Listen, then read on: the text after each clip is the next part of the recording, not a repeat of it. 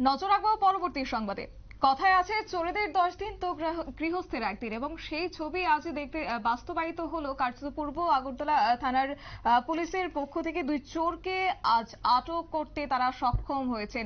বেশ কয়েকদিন আগেই তাদের কাছে একটি অভিযোগ এসে পৌঁছলো, এবং যেখানে আদিত্য কর নামের এক প্রমোটারের নাকি রড চুরি করে নিয়ে গেছে চোরের দল, এবং এই বিষয়ে উনি আগরতলা পূর্ব থানায় একটি এফআইআরও করেছেন যথারীতি, এবং সেই এফআইআর এর ভিত্তিতে আজ আগরতলা পূর্ব থানার পুলিশ দুই চোরকে আটক করেছে এবং তাদের কাছ থেকে সেই রডগুলি উদ্ধার করতেও সক্ষম হয়েছে, যার বাজার মূল্য আনুমানিক 1 লক্ষ টাকার উপর হবে বলে জানিয়েছেন পূর্ব আগরতলা থানার ওসি রানা চ্যাটার্জি। কি বলছেন তিনি, শুনুন।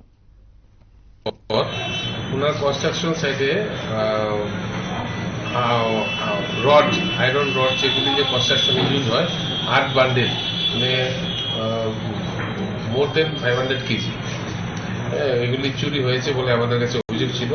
পরবর্তী সময় আমরা দুজন চোরকে আমরা ধরতে সক্ষম হই।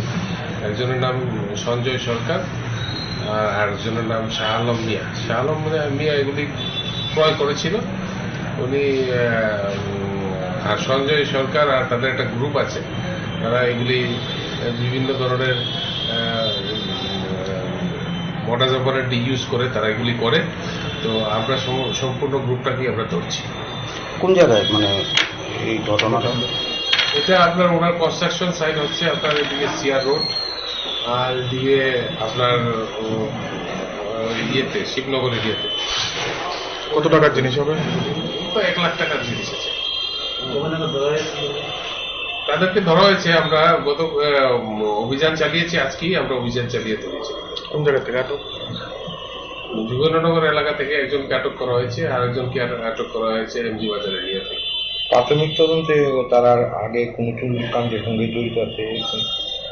সঞ্জয় সরকারের বিরুদ্ধে আগেও অভিযোগ আছে, চুরির অভিযোগ আছে। আজকে কি কোর্টে চালান? আজকে আমরা ওদেরকে কোর্টে পুলিশ। আপনারা শুনলেন পূর্ব থানার ওসি রানা চ্যাটার্জির বক্তব্য। এক কথায় বলতে গেলে অর্থ সিদ্ধির লাভে এবার বেশ একাংশ যুব সমাজ এবার কার্যত চুরির ক্ষেত্রে নিমজ্জিত হচ্ছেন। একের পর এক চুরি কাণ্ড এবং একই সঙ্গে চোরেদের এই দৌরাত্মে অতিষ্ঠ হচ্ছে রাজ্যবাসী, এবং বেশ কিছু ক্ষেত্রে সেই চোরেদের ধরা পড়লেও আজ পর্যন্ত মূল অভিযুক্তদের গ্রেপ্তার করতে একেবারেই কার্যত পরিলক্ষিত হচ্ছে না। কিন্তু যাই হোক, চোরেদের দৌরাত্ম থেকে কবে নাগাদ স্বস্তি পাবে রাজ্যবাসী, সেই প্রশ্নটা কিন্তু এখন রাজ্যবাসীর মনে থেকেই যাচ্ছে। সংবাদ আপাতত এই পর্যন্তই। পরবর্তী আপডেটের জন্য চোখ রাখুন শুধুমাত্র নিউজ ভ্যানগার্ডের পর্দায়। নমস্কার।